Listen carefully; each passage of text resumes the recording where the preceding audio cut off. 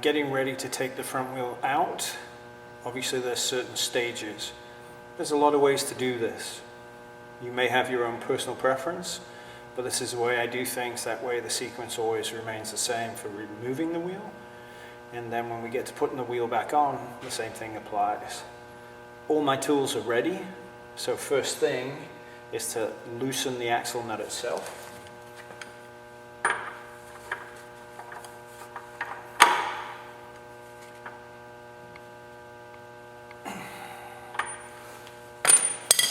Okay, so that's loose. Next, I'm going to go ahead and loosen all 4 pinch bolts.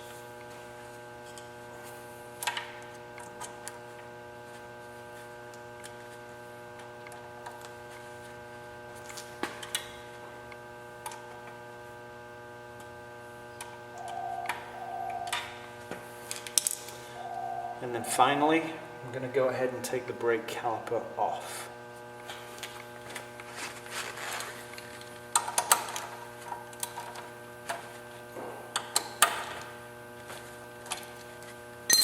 I'll remove the ratchet to go ahead and use the small extension bar, which will make it much easier.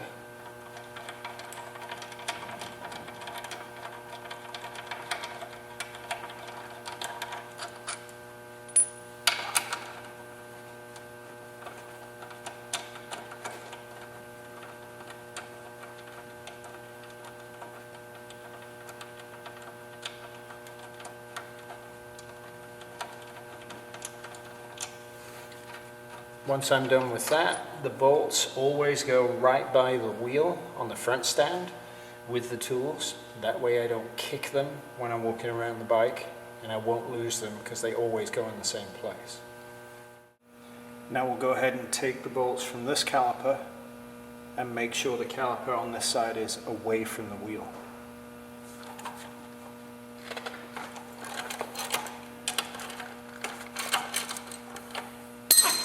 Same thing, take the ratchet away. Use this short extension out. Our brake calipers are off. Our pinch bolts are loose. The nut and washer is off the left side here as I face the wheel. So now we're ready to remove the axle. I'll push it initially with my left hand to send it out. Then I'm going to hold the wheel with my left hand while I extract the axle with the right. That way the wheel always stays under my control. So, axle first, grab the wheel, pull the axle, hold the wheel, take the axle away. Then the wheel should stand by itself. Job done. Now we're ready to go ahead and insert the wheel. First question, do you have the wheel the right way around? Well, for our Aprilia, there's a speed sensor on the left side as I look at the wheel, and then there's no spacer on the right side. So this tells me I'm facing the right way.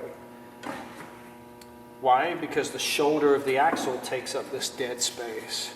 So the wheel is the correct orientation, so we can go ahead and mount it up. Now we're ready to relocate the wheel, given that our slick tires aren't ready for the track. So, very simple process. Always keep a good grip of the wheel. Pull the brake caliper away, slide the wheel up.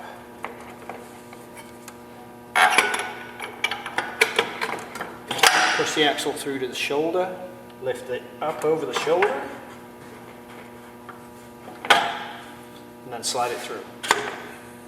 First part done, but make sure this side of the axle goes all the way through.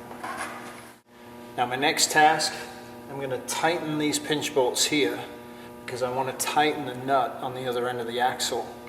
Very important to do that, but if I snug the axle up with the nut, it's just going to spin and I won't get the torque I'm looking for. So we'll go ahead and set these nice and tight. If I can keep hold of the tool. There's one.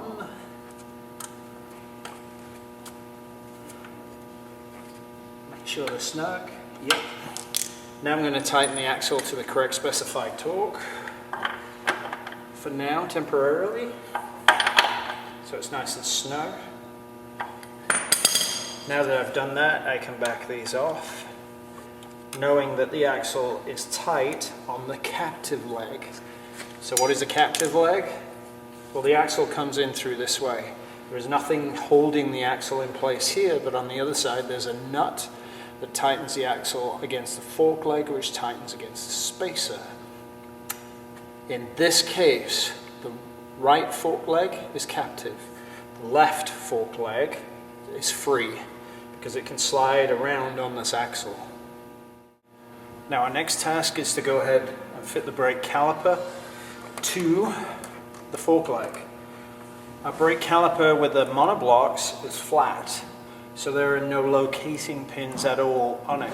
So we have to put these on very carefully in a very specific way. So for now, I'm going to mount the caliper up, run the bolts in, and make sure that the bolts fit finger tight. No tighter than that.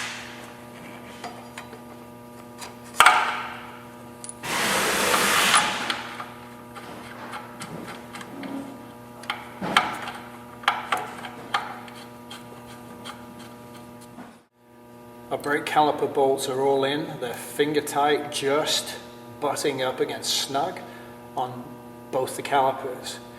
So we've got that free play that the bolt goes through, because obviously the caliper itself can move given that free play. We don't want to tighten the caliper in place diagonally.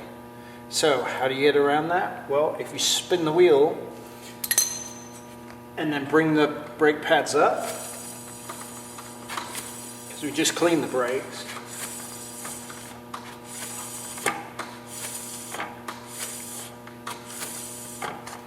if we keep that brake pressure on, we haven't released it, so again, spin, lock. Now we can reach around and go ahead and tighten up the brake caliper bolts, all 4 of them. The caliper is situated perfectly straight against the rotor. So with the brake pads in firm contact with the rotor, the calipers are aligned correctly with the rotor. Now if we tighten it up, it's all locked in place. We shouldn't have a problem guaranteeing that our brake calipers are mounted correctly.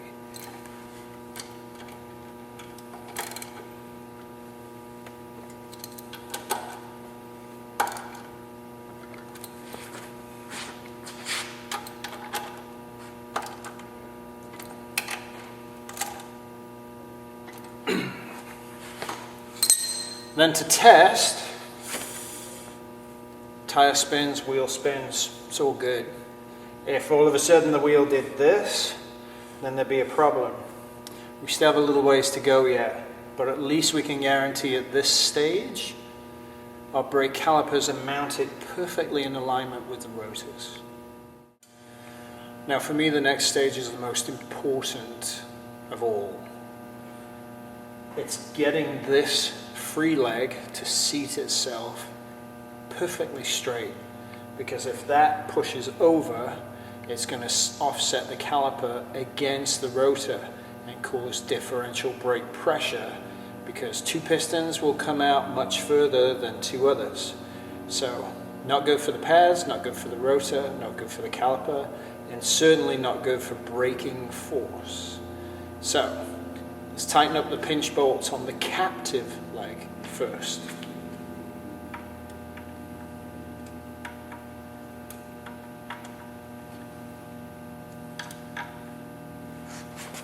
Okay, so we'll carefully lower the bike.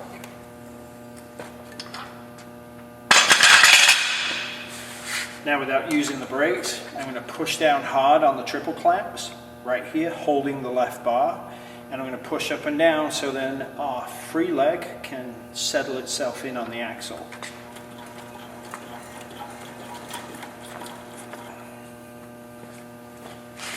Now that that's done, I'm going to go ahead and tighten up these bolts.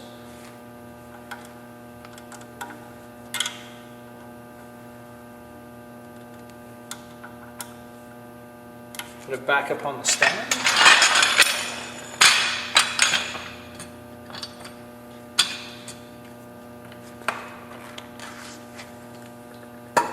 And just to check, we'll spin the wheel again. No problem. Actually spun a little better than last time.